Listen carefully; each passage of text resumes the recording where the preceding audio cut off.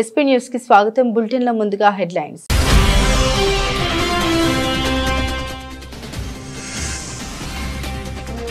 భారత్ ఒక గొప్ప ప్రజాస్వామ్య దేశం. నోబెల్ శాంతి బహుమతి విజేత ప్రశంసలు.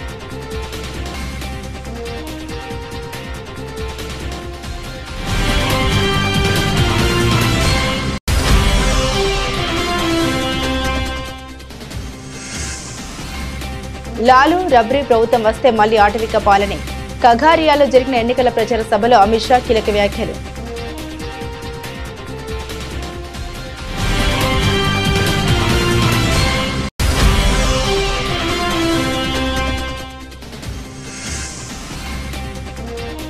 ట్రంప్ సుంకాలపై పీయూష్ గోయల్ కీలక వ్యాఖ్యలు. మరిన్ని సుంకాలు వేస్తామంటే కొత్త మార్కెట్లను వెతుకుంటామని హెచ్చరిక.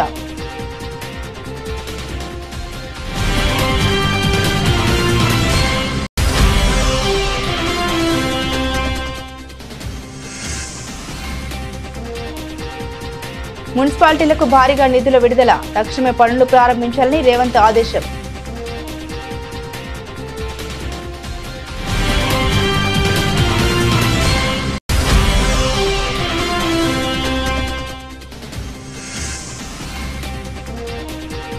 తెలుగు జాతిని ప్రపంచంలో నెంబర్ 1 చేస్తా. దుబాయ్ వేదికగా సీఎం చంద్రబాబు ధీమా.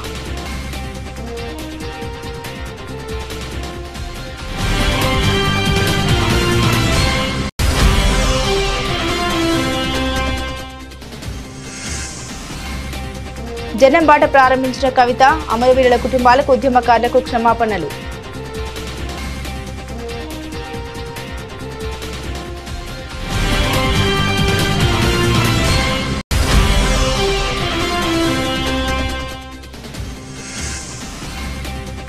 చివరి నిమిషం దాకా గూగుల్ డేటా సెంటర్ పేరుతో మార్కెటింగ్. చంద్రబాబు లోకేష్ కుట్రలపై మాజీ మంత్రి గుడివాడ అమర్నాథ్ ఫైర్.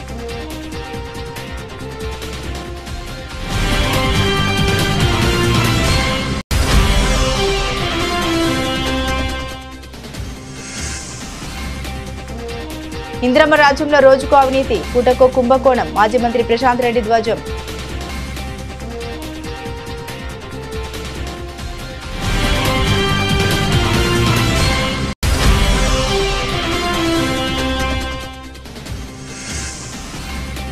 ప్రజా ఆరోగ్యాన్ని పూర్తిగా గాలికి వదిలేసిన కూటమి ప్రభుత్వం. మాజీ మంత్రి కర్సాల కన్నబాబు ధ్వజం.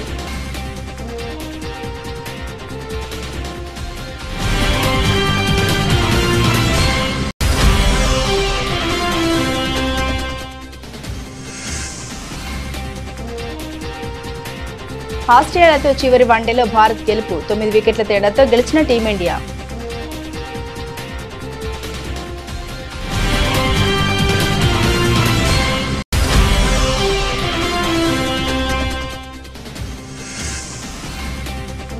కుమారి మళ్లీ వచ్చేస్తుంది. క్రేజీ సీక్వెల్ కు సుకుమార్ టీం రెడీ.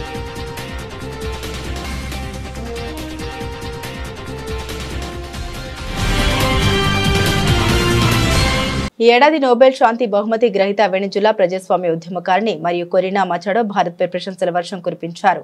భారత్ ఒక గొప్ప ప్రజాస్వామ్యమని, ప్రపంచంలోని అనేక దేశాలకు ఒక ఉదాహరణ అని ఆమె కొనియాడారు. వెనిజులాలో ప్రజాస్వామ్యం పునరుద్ధరించబడిన తర్వాత భారత్తో అన్ని రంగాల్లో సత్సంబంధాలని బలోపేతం చేసుకోవడానికి సిద్ధంగా ఉన్నామని, భారత్ తమకు గొప్ప మిత్రదేశం కాగలదని ఆమె ఆశాభావం వ్యక్తం చేశారు. త్వరలోనే ప్రధాని నరేంద్ర మోదీతో మాట్లాడాలని ఆశిస్తున్నామని, స్వేచ్ఛాయుత వెనిజులాలో ఆయనకు ఆతిథ్యం ఇవ్వాలనుకుంటున్నామని తెలిపారు. ప్రపంచంలోనే అతిపెద్ద ప్రజాస్వామ్యంగా భారత్ ఎన్నో దేశాలకు, తరాలకు ఆదర్శంగా నిలిచింది. ఇది చాలా గొప్ప విషయం. ప్రజాస్వామ్యాన్ని ఎప్పుడు తేలికగా తీసుకోకూడదు, దాన్ని నిరంతరం బలోపేతం చేసుకోవాలి. ప్రపంచంలోని ఎన్నో దేశాలు మీ వైపు చూస్తున్నాయని ఆమె అన్నారు. తాను భారత్ ను మనస్ఫూర్తిగా ఆరాధిస్తామని, తన కుమార్తె కొన్ని నెలల క్రితమే భారత్ ను సందర్శించిందని, అక్కడి సంస్కృతిని ఎంతో ఇష్టపడిందని ఆమె తెలిపారు. మహాత్ముడి అహింసాయుత పోరాటం తనకు స్ఫూర్తినిచ్చిందని, శాంతియుతంగా ఉండడం బలహీనత కాదని గాంధీ ప్రపంచానికి చాటి చెప్పారని ఆమె పేర్కొన్నారు. బీహార్ అసెంబ్లీ ఎన్నికల ప్రచారంలో సీనియర్ బీజేపీ నాయకుడు, కేంద్ర హోంమంత్రి అమిత్ షా తన మాటల జోరును పెంచారు. శనివారం కగారియాలో ఎన్నికల ప్రచార సభలో మాట్లాడిన షా ప్రతిపక్ష కూటమిపై దుమ్మెత్తిపోశారు. ప్రతిపక్ష మహాగఠబంధన్ కు ఓటు వేస్తే ఆటవిక పాలన కొని తెచ్చుకున్నట్లేనని, ఓటర్లు ఓటర్లను షా హెచ్చరించారు. ఎన్డీఏ సర్కార్ బీజేపీని అభివృద్ధి పథంలో నడిపించిందని అమిత్ షా అన్నారు. మళ్లీ అధికార కూటమినే గెలిపించాలని కోరారు. రాష్ట్రంలో ఆటవిక పాలన కావాలో అభివృద్ధి పాలన కావాలో మీరే తేల్చుకోవాలని అన్నారు. లాలూ రబ్రీ దేవిల సర్కార్ వచ్చిందంటే దాంతో పాటు జంగిల్ రాజు కూడా వస్తుందని వ్యాఖ్యానించారు. ఎన్డీఏని గెలిపిస్తే అభివృద్ధిని చెందిన బీహార్ ను చూస్తారని తెలిపారు. ये जो सामने वाला गठबंधन है इसकी दो पहचान है, भ्रष्टाचार और परिवारवाद। नीतीश बाबू बिहार के बेटे बेटियों को आगे बढ़ाना चाहते हैं और लालू जी अपने बेटे को मुख्यमंत्री बनाना चाहते हैं। सोनिया जी अपने बेटे को प्रधानमंत्री बनाना चाहते हैं। बिहार के युवाओं जो अपने बेटे की चिंता करता है वो बिहार के युवा की चिंता कर सकता है क्या? जोर से बोलो, कर सकता है क्या? बिहार के बेटा बेटी की चिंता नरेंद्र मोदी और नीतीश कुमार ही कर सकते हैं। नीतीश कुमार। और भाइयों बहनों, यहां हमारी सरकार को 20 साल हुआ, केंद्र में हमारी सरकार को 11 साल हुआ। आज तक नरेंद्र मोदी नीतीश कुमार की सरकार पर 4 आने का भी भ्रष्टाचार का आरोप नहीं है। 4 आने का भी भ्रष्टाचार। అమెరికా భారత్ ద్వైపాక్షిక వాణిజ్య ఒప్పందం కోసం చర్చలు జరుగుతున్న సమయంలో కేంద్ర వాణిజ్య శాఖ మంత్రి పీయూష్ గోయల్ కీలక వ్యాఖ్యలు చేశారు. వాణిజ్య ఒప్పందాల విషయంలో భారత్ ఎవరికీ తలొగ్గదని, తొందరపాటు నిర్ణయాలు తీసుకోదని ఆయన స్పష్టం చేశారు. జర్మనీ రాజధాని బెర్లిన్ లో జరిగిన ప్రపంచ దేశాల ఉన్నత స్థాయి సమావేశంలో ఆయన మాట్లాడారు. అభివృద్ధి చెందిన దేశంగా మారడానికి భారత్ అనేక వ్యూహాత్మక విధానాల్ని అనుసరిస్తుందని తెలిపారు. కరోనా మహమ్మారి సమయంలో ప్రపంచ దేశాల మధ్య ఏర్పడ్డ అంతరాయాల నేపథ్యంలో 2021లో భారతదేశ వాణిజ్య విధానంలో మార్పు తీసుకొచ్చామని ఆయన పేర్కొన్నారు. అందులో భాగంగానే అభివృద్ధి చెందిన దేశాలతో వాణిజ్య సత్సంబంధాలను ఏర్పరచుకుంటున్నామని తెలిపారు. దీని ద్వారా సాంకేతికత, పెట్టుబడులు, అంతర్జాతీయ మార్కెట్ల వంటి ప్రయోజనాలు ఉంటాయని అన్నారు. భారత్ వాణిజ్య ఒప్పందాలకు కట్టుబడి ఉంటుందని, కానీ ఒత్తిడితో మాత్రం చర్చలు జరపదని స్పష్టం చేశారు. ఇప్పటికే భారత్పై ఉన్న సుంకాల్ని అంగీకరిస్తున్నామని, అలాగని మరిన్ని సుంకాలు వేస్తామనే బెదిరింపు ధోరణి అంగీకరించేది లేదని తేల్చి చెప్పారు. ప్రత్యామ్నాయ మార్గాలు, కొత్త మార్కెట్లను అన్వేషిస్తామని వ్యాఖ్యానించారు. We have a demographic dividend. Our average age is only 28 years, yeah. Which you won't find in many other parts of the world, except of course Africa. Now that young person now connected with the internet, and we have 1 billion internet users there, is very aspirational. That aspiration is driving him to work harder, is driving him to adopt new technologies, new languages, new countries. I think one must also recognize India's economy, while it may seem it's only a $4 trillion economy, on a purchasing power parity is already at 15 trillion. So the speed with which we'll be able to catch up, the speed with which we'll be able to grow, is there for us to capture. Rising wages, better living conditions, better quality of life. These aspirations are driving people's ambitions, people's effort. And I suspect going forward, just as in the last 4 years we were the fastest growing large economy, I see that continuing for at least 20-25 years in the future. And it's not a question of whether you surpass one or the other. It's a question of whether you give a good quality of life to your people. Good education, good housing, take care of their needs, and continue to maintain your traditions. So any country which forgoes its culture, its heritage, can never succeed. And that's something we are very proud of. For us, it's development as much as it is our history, our culture, and our traditional value system. తెలంగాణలోని పురపాలక సంఘాల అభివృద్ధికి రాష్ట్ర ప్రభుత్వం భారీగా నిధులు మంజూరు చేసింది. రాష్ట్ర వ్యాప్తంగా 138 మున్సిపాలిటీలు, కార్పొరేషన్ల పరిధిలో అభివృద్ధి పనుల కోసం 2780 కోట్లను విడుదల చేస్తూ రేవంత్ రెడ్డి సర్కార్ కీలక ఉత్తర్వులు జారీ చేసింది. ఈ నిధులతో మొత్తం 2432 పనులకు ప్రభుత్వం ఆమోదం తెలిపింది. గ్రేటర్ హైదరాబాద్ మినహా రాష్ట్రంలోని అన్ని మున్సిపాలిటీల్లో అభివృద్ధి పనుల్ని వేగవంతం చేయాలని ప్రభుత్వం లక్ష్యంగా పెట్టుకుంది. ఈ క్రమంలో మంజూరైన పనులకు సంబంధించి తక్షణమే టెండర్ల ప్రక్రియను ప్రారంభించి పనులు చేపట్టాలని ముఖ్యమంత్రి రేవంత్ రెడ్డి సంబంధిత అధికారులను ఆదేశించారు.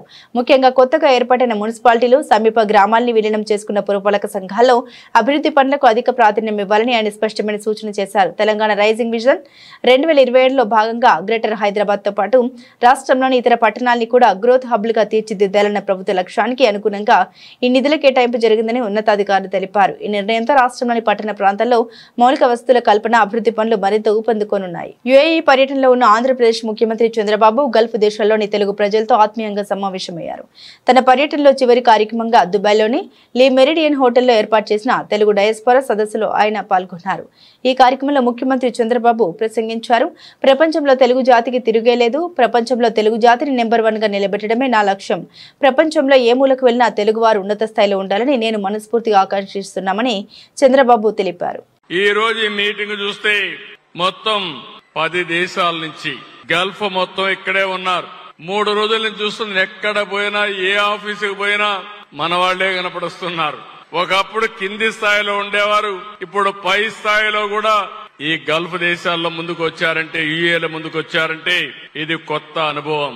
ఈ రోజు కువైట్ నుంచి, Qatar, Oman, Bahrain, Saudi Arabia నుంచి కూడా ఇక్కడికి వచ్చారంటే ఇది ఒక వినూత్నమైనటువంటి అనుభవం. నేను ఒక రోజు మీకు చెప్పేవాడిని, మీరందరూ ఒక రోజున గ్లోబల్ సిటిజన్స్ గా ఉండాలని కోరుకున్నాను. కానీ ఈ రోజు గర్వంగా చెప్పగలుగుతున్న గ్లోబల్ లీడర్స్ గా తయారయ్యే పరిస్థితికి మీరు వచ్చారు. ఆ స్థాయికి రీచ్ అవుతున్నారు. ఈ రోజు ఇంకొక పక్కన ఈ దేశాన్ని నేను చూశాను. ప్రపంచం మొత్తం కూడా అధ్యయనం చేసినప్పుడు నాకు అనిపించేది, మొట్టమొదటిసారిగా భారతదేశంలో 1991లో ఆర్థిక సంస్కరణలు వచ్చాయి.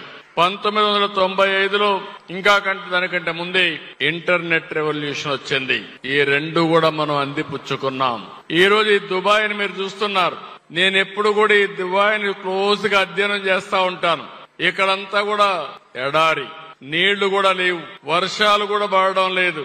ఇటీవల కాలంలో చాలా ప్రయత్నాలు చేశారు కానీ అనుకున్న వర్షాలు పడే పరిస్థితి కూడా లేదు. ఒక ఎడారిని స్వర్గం చేశారంటే అన్ని ఉన్న భారతదేశం, ఆంధ్రప్రదేశ్ రాష్ట్రం ఎక్కడుండాలనో మీరే ఆలోచించాల్సిందిగా మిమ్మల్ని అందరినీ కోరుతున్నా. తెలంగాణ జాగృతి అధ్యక్షురాలు బీఆర్ఎస్ ఎమ్మెల్సీ కల్వకుంట్ల కవిత సంచలన వ్యాఖ్యలు చేశారు. బీఆర్ఎస్ 10 ఏళ్ల పాలనలో అమరవీరుల కుటుంబాలకు, తెలంగాణ ఉద్యమకారులకు పూర్తి స్థాయిలో న్యాయం చేయలేకపోయామని అంగీకరిస్తూ వారికి మనస్ఫూర్తిగా క్షమాపణ చెప్పారు. ఈ ఉదయం ఆమె జాగృతి జనం బాట పేరుతో రాష్ట్ర వ్యాప్త పర్యటన ప్రారంభించారు.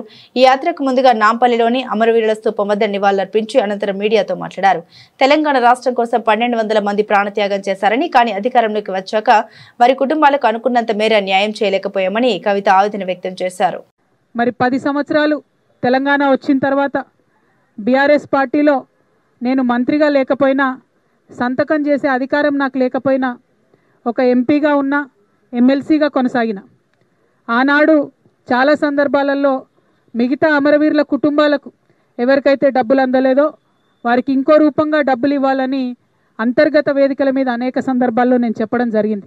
కానీ ఇవాళ నేను మనస్ఫూర్తిగా అమరవీరుల కుటుంబ సభ్యులకు, అమరవీరులకు, తెలంగాణ ఉద్యమకారులకు చేతులెత్తి నమస్కరించి క్షమాపణ కోరుతా ఉన్నా. ఎందుకోసమంటే ఆనాడు నేను మీకోసం కొట్లాడినా కానీ ఇంకా గట్టిగా కొట్లాడేది ఉంటుంది, సాధించుకునే వరకు మీకోసం కొట్లాడేది.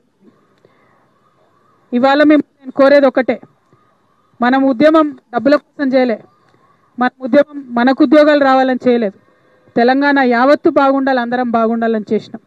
కాబట్టే ఇవాళ ఇక్కడ ఈ పవిత్రమైనటువంటి గడ్డ సాక్షిగా, ఈ అమరవీరుల స్తూపం సాక్షిగా నేను ప్రమాణం చేస్తూ ఉన్నాను. ప్రతి అమరవీరుల కుటుంబాలకి, 1200 మంది కుటుంబానికి కుటుంబానికి ₹1 కోటి ఇవ్వాలని ఈ ప్రభుత్వాన్ని నేను డిమాండ్ చేస్తూ ఉన్నాను. ప్రతి అమరవీరుల కుటుంబానికి ₹1 కోటి ఈ ప్రభుత్వం నుండన్నా ఇప్పిస్తాం, లేకపోతే ఈ ప్రభుత్వం మార్చి వచ్చే ప్రభుత్వంతోనైనా ఇప్పిస్తామని ఈ సందర్భంగా నేను అమరవీరుల కుటుంబాలకు వారి యొక్క పాదాల సాక్షిగా మీకు తెలియజేస్తా ఉన్నాను. అగ్రవర్ణాల్లో ఉన్నటువంటి పేదలు ఇవాళ అగ్రవర్ణాల్లో కూడా అన్ని కులాలకు రాజకీయంగా ఆర్థికంగా ప్రాధాన్యత లేదు.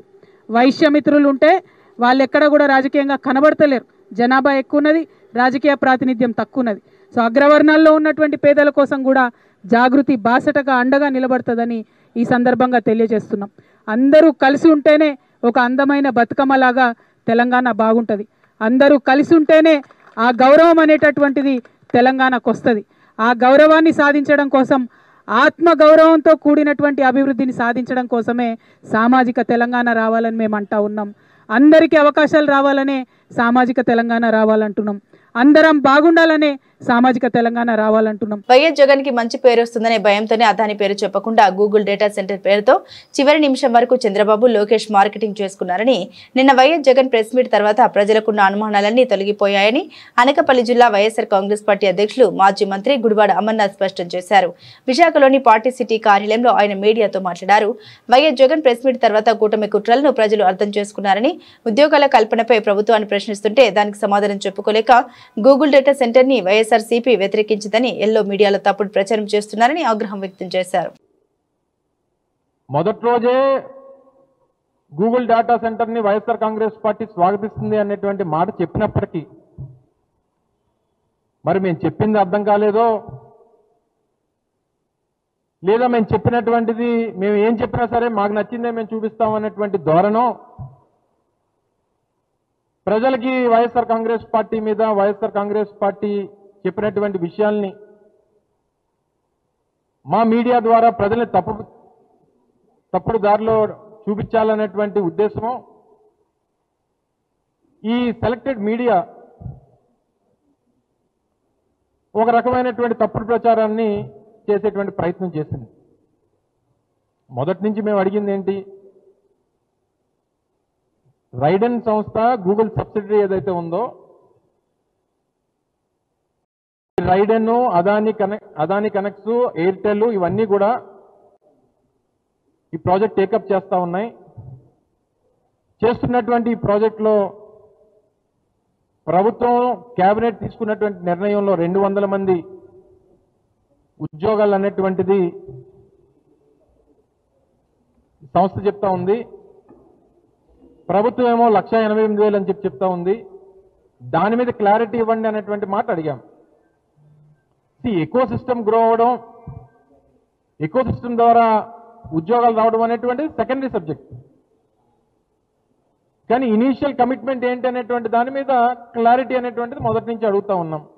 సరే, దానికి సమాధానం చెప్పలేక ఇష్టం వచ్చినటువంటి మాటలు మాట్లాడారు. గూగుల్తో అగ్రిమెంట్ ఏదైతే ఎంఓయూ జరిగినటువంటి మరుక్షణం వరకు అసలు అదాని పేరు రాకుండా ఎందుకు చేశారు? ఎంఓయూ అయినటువంటి ఒక గంటలోనే అదాని వారి హ్యాండిల్ నుంచి ఈ ప్రాజెక్ట్ గురించి ఎందుకు ప్రకటన చేశారు? వీటన్నిటి మీద చాలా కేటగారికల్గా నిన్న జగన్మోహన్ రెడ్డి గారు చెప్పడం జరిగింది. ఆ రోజు అదాని డేటా సెంటర్కి సంబంధించినటువంటి పునాదులు వైఎస్ఆర్ కాంగ్రెస్ పార్టీ ప్రభుత్వ హయాంలో జరిగాయి. సబ్సీ కేబులింగ్ అనేటువంటి దాని గురించి వైఎస్ఆర్ కాంగ్రెస్ పార్టీ ప్రభుత్వమే సింగపూర్ ప్రభుత్వంతో, కేంద్ర ప్రభుత్వం తాలూకు సహకారం, రాష్ట్ర ప్రభుత్వం తాలూకు సహకారంతో కలిపి సింగపూర్ ప్రభుత్వానికి లేఖ రాసినటువంటి విషయాల్ని, ఆ సంబంధించినటువంటి లేఖల్ని, వీటన్నిటిని కూడా నేను జగన్మోహన్ రెడ్డి గారు ప్రజల ముందు పెట్టేటువంటి కార్యక్రమం చేశారు. గూగుల్ కి అదానికి ఉన్నటువంటి ఇంద్రమ్మ రాజ్యంలో రోజుకు అవినీతి, పూటకో కుంభకోణం బయటపడుతున్నాయని మాజీ మంత్రి బీఆర్ఎస్ ఎమ్మెల్యే వేముల ప్రశాంత్ రెడ్డి విమర్శించారు. ఓ పని టెండర్ కు సంబంధించి మంత్రుల మధ్య వివాదం తలెత్తితే సీఎం ఇద్దరిని కూర్చోబెట్టి వాటాలు పంచారని ధ్వజమెత్తారు. డెక్కన్ సిమెంట్స్ కంపెనీ వారిని గన్ పెట్టి బెదిరించారని, ఇందులో సీఎం పాత్ర ఉందని మంత్రి కూతురే ఆరోపించారన్నారు. ముఖ్యమంత్రి సీఎం పేషి మీద వచ్చిన ఆరోపణను ప్రజలకు తెలుసని తెలిపారు. తెలంగాణ భవన్ లో ఆయన మీడియాతో మాట్లాడారు. మద్యం సీసాల హోలోగ్రామ్ కుంభకోణంలో సీఎం మంత్రి మధ్య తలెత్తిన వివాదంలో అధికారిని బలి చేశారని మండిపడ్డారు. అవినీతి ముడుపుల మీద మంత్రులు రోజు కొట్లాడుకుంటున్నారని తెలిపారు. ఇందిరమ్మ రాజ్యం అంటే ఇది కుంభకోణాల నిలయం అయిపోయింది, అవినీతి మయమైపోయింది అని చెప్పి ప్రజలు భావించే పరిస్థితికి వచ్చింది. ఇవాళ నేను బయటపెట్టేది 1000 కోట్ల రోడ్ల కుంభకోణంని నేను ఇవాళ బయట పెట్టబోతా ఉన్నాను. డిప్యూటీ సీఎం గారు, ఆర్ఎండ్బి మంత్రి గారు, పంచాయరాజ్ శాఖ మంత్రి గారు ఈ మధ్యలో అనేక మీటింగ్లలో తెలంగాణ రాష్ట్రంలో రోడ్లకు మహర్దశ పట్టనున్నది, హైబ్రిడ్ యాన్యుటీ మోడల్, దాంట్లో వేల కోట్ల అంటే దాదాపు వాళ్ళు చెప్పింది 27,000 కోట్ల రూపాయలతో రోడ్లు మేము వేయబోతున్నాం. తెలంగాణలో రోడ్లన్నీ అద్దాలత్తిరిగా అయిపోతాయి అని చెప్పి ప్రచారం చేసుకుంటా ఉన్నారు. అయితే అది హ్యామ్ కాదు, అంటే హైబ్రిడ్ యాన్యుటీ మోడల్ అంటే అది హ్యామ్, HAM. అది హ్యామ్ కాదు, ఒక పెద్ద స్కామ్ అని చెప్పి టీఆర్ఎస్ పార్టీ భావిస్తూ ఉన్నది, ఆరోపిస్తూ ఉన్నది. This is not a ham, this is a scam. అయితే ఇది హ్యామ్ కాదు, 8,000 కోట్ల రూపాయల స్కామ్ అని చెప్పి నేను తెలంగాణ రాష్ట్ర ప్రజలకు మనవి చేస్తూ ఉన్నాను. 8,000 కోట్ల రూపాయల స్కామ్ ఇది. రోడ్లు బాగు చేసే ముసుగులో 8,000 కోట్ల దోపిడీ చేసేందుకు రంగం సిద్ధమైంది. అయితే మొత్తం 27,000 కోట్లతో మేము ఈ ప్రాజెక్టు తీసుకుంటున్నాం అని చెప్పి ఫేజ్ 1లో ఒక 17,000 కోట్లు ఫేజ్ 1లో అని చెప్పి అంటున్నారు. ఈ ఫేజ్ 1లోనే ఈ ఫేజ్ 1 17,000 కోట్ల రూపాయల ఈ హ్యామ్ పంచాయతీ ఆర్ఎండ్బి కలిపి హ్యామ్లో 8,000 కోట్ల రూపాయల కుంభకోణం జరగబోతా ఉన్నది. కూటమి ప్రభుత్వంలో రాష్ట్రంలో నకిలీ మద్యం, గంజాయి విక్రయాలు, జూదా గృహాల నిర్వహణ, సివిల్ పంచాయతీలతో ప్రజల్ని దోచుకునే కార్యక్రమాన్ని కొనసాగిస్తున్నారని మాజీ మంత్రి, వైఎస్ఆర్సీపీ ఉత్తరాంధ్ర జిల్లా రీజనల్ కోఆర్డినేటర్ కురుసాల కన్నబాబు మండిపడ్డారు. కాకినాడ క్యాంపు కార్యాలయంలో మీడియాతో మాట్లాడారు. ప్రజలు పడుతున్న అవస్థలు, నిలిచిపోయిన ఆరోగ్యశ్రీ సేవలు, హాస్టల్లో విద్యార్థుల మరణాలు, గ్రామంలో అంతుచిక్కని వ్యాధుల విజృంభణలు ఈ ప్రభుత్వానికి పట్టడం లేదని ఆక్షేపించారు. ప్రైవేట్ హాస్పిటల్స్ సమ్మెలో ఉన్నాయి. ఆరోగ్యశ్రీని మీరు మా బకాయిలు ఇవ్వండి అని చెప్పి విజయవాడలో కనీసం 1,000 మందికి తక్కువ కాకుండా డాక్టర్లు అవి ప్రైవేట్ డాక్టర్లు వెళ్ళి ధర్నా చేశారు. నిన్ననే కనీసం వాళ్ళని పిలిచి మాట్లాడి కూర్చోబెట్టి గౌరవంగా, ఇదిగో సమస్య ఇది, ప్రభుత్వం తరపున మేము ఇది అనుకుంటున్నాం, మీరు ఈలోపు సేవలు ఆపొద్దు అని చెప్పే నాదుడే లేదు ఈ గవర్నమెంట్లో. తండ్రి దుబాయ్లోని, కొడుకేమో ఆస్ట్రేలియాలో తిరుగుతాడు, ఇక్కడ పట్టించుకున్నవాడు లేడు. 3,000 కోట్లు పత్రికల్లో చూశారు. 250 కోట్ల రూపాయలు ఏదో రిలీజ్ చేశామని. ఎవరిని అడిగినా, ఏ ఆసుపత్రిని అడిగినా మాకు రాలేదు అంటున్నారు. మరి పేపర్ల మీద రిలీజ్ చేశారా? ఒకవేళ 250 కోట్లు రిలీజ్ చేస్తే దీనికి ఒక సిస్టమ్ ఉంది కదా, FIFO అని, ఫస్ట్ ఇన్ ఫస్ట్ అవుట్ సిస్టంలో కదా బిల్లులు ఇవ్వాలి. మరి ఎవరికి ఇచ్చారు? పోనీగా పలానా తేదీకి మీ బిల్లులు ఇస్తాము, మీ బకాయిలు ఇస్తాము, ఈ రాష్ట్ర ఆర్థిక పరిస్థితి దృష్ట్యా ఇబ్బందులు ఉన్నాయి అని వాళ్ళని కూర్చోబెట్టి చెప్పే బాధ్యత అన్న ఈ ప్రభుత్వానికి ఉందా? మీరు ఆరోగ్యశ్రీ మీద, ఆ పథకానికి ఉన్న ఖ్యాతి మీద ఈర్ష్యపడుతున్నారా?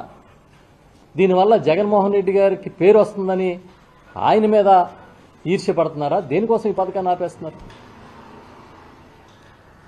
అనారోగ్యాలు మొదలుకొని పెద్ద పెద్ద ఇన్ఫెక్షన్స్ వరకు ప్రబలుతున్నాయి కదా.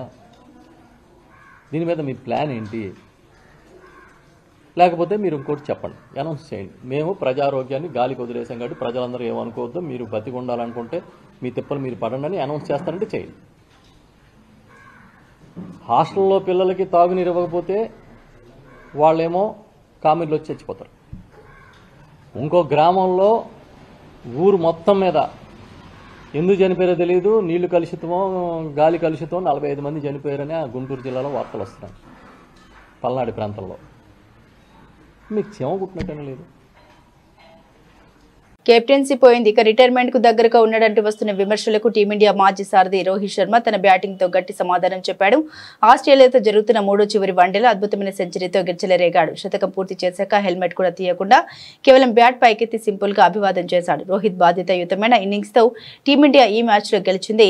సిడ్నీ వేదికగా జరుగుతున్న ఈ మ్యాచ్ లో 237 పరుగుల లక్ష్యంతో బరిలోకి దిగిన భారత్ 38.3 ఓవర్లకు 1 వికెట్ నష్టానికి విజయం సాధించింది. రోహిత్ శర్మ 125 బంతుల్లో 121 పరుగులు చేయగా విరాట్ కోహ్లీ 81 బంతుల్లో 74 పరుగులతో టీమిండియాకు విజయం సాధించారు. లక్ష్య ఛేదనలో శుభ్మన్ గిల్ త్వరగానే అవుట్ అయినా ఆ తర్వాత క్రీజ్లోకి వచ్చిన విరాట్ కోహ్లీతో కలిసి రోహిత్ ఇన్నింగ్స్ ను ముందుకు నడిపించాడు. వీరిద్దరూ కలిసి రెండో వికెట్ కు అజేయంగా కీలక భాగస్వామ్యం నెలకొల్పి జట్టును విజయానికి చేరువచేశారు. అంతకుముందు టాస్ గెలిచి బ్యాటింగ్ ఎంచుకున్న ఆస్ట్రేలియా 46.4 ఓవర్లలో 236 పరుగులకు ఆల్అౌట్ అయింది. భారత బౌలర్ల కట్టుదిట్టమైన బౌలింగ్ కు ఆసీస్ బ్యాటర్లు వరుసగా వికెట్లు కోల్పోయారు. 256 ఒక్కడే హాఫ్ సెంచరీతో రాణించాడు.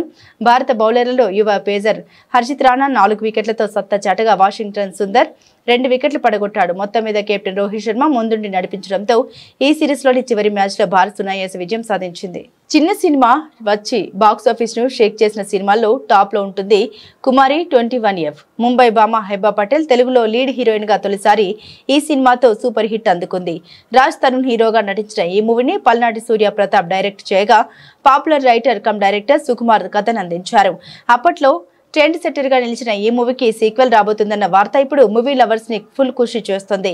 ఫిలిం నగర్ సర్కిల్ కథనాల ప్రకారం కుమారి 21F సీక్వెల్ కు కుమారి 22F టైటిల్ కూడా ఫిక్స్ చేశారట. ఈ సినిమాను సుకుమార్ సతీమణి తబితా సుకుమార్ తన కొత్త ప్రొడక్షన్ బ్యానర్ లో నిర్మించనుండడం విశేషం.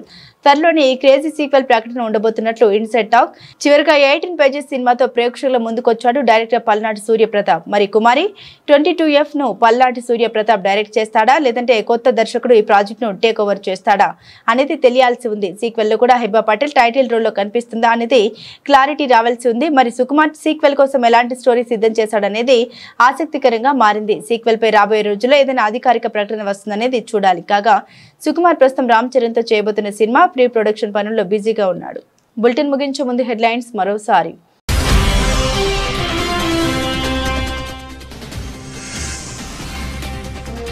భారత్ ఒక గొప్ప ప్రజాస్వామ్య దేశం. నోబెల్ శాంతి బహుమతి విజేత ప్రశంసలు.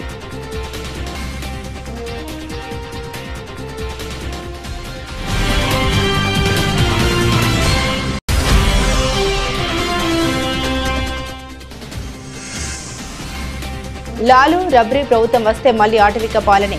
కగారియాలో జరిగిన ఎన్నికల ప్రచార సభలో అమిత్ షా కీలక వ్యాఖ్యలు.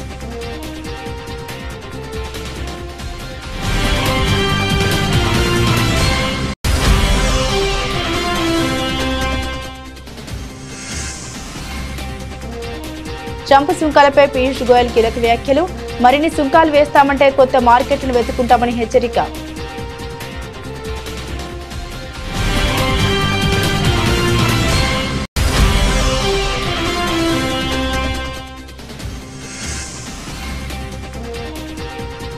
మున్సిపాలిటీలకు భారీగా నిధుల విడుదల. తక్షణమే పనులు ప్రారంభించాలని రేవంత్ ఆదేశం.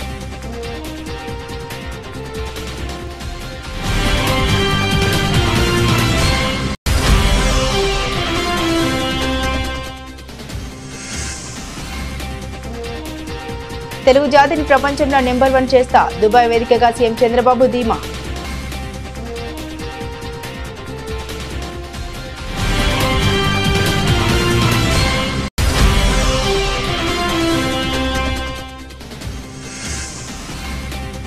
జనం బాట ప్రారంభించిన కవిత.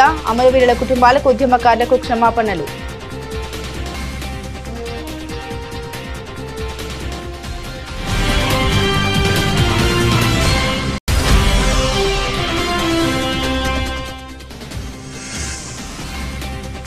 చివరి నిమిషం దాకా గూగుల్ డేటా సెంటర్ పేరుతో మార్కెటింగ్. చంద్రబాబు లోకేష్ కుట్రలపై మాజీ మంత్రి గుడివాడ అమర్నాథ్ ఫైర్.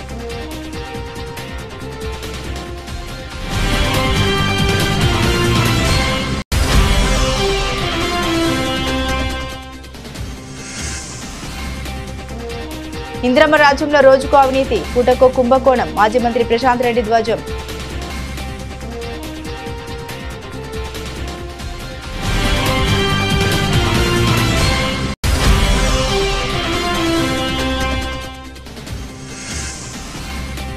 ప్రజా ఆరోగ్యాన్ని పూర్తిగా గాలికి వదిలేసిన కూటమి ప్రభుత్వం. మాజీ మంత్రి కర్సాల కన్నబాబు ధ్వజం.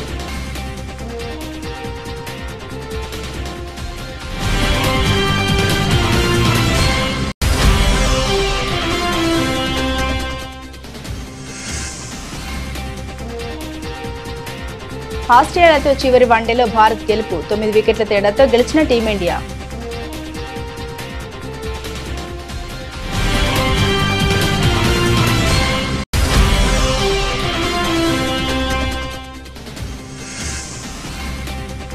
కుమారి మళ్లీ వచ్చేస్తుంది. క్రేజీ సీక్వెల్ కు సుకుమార్ టీం రెడీ.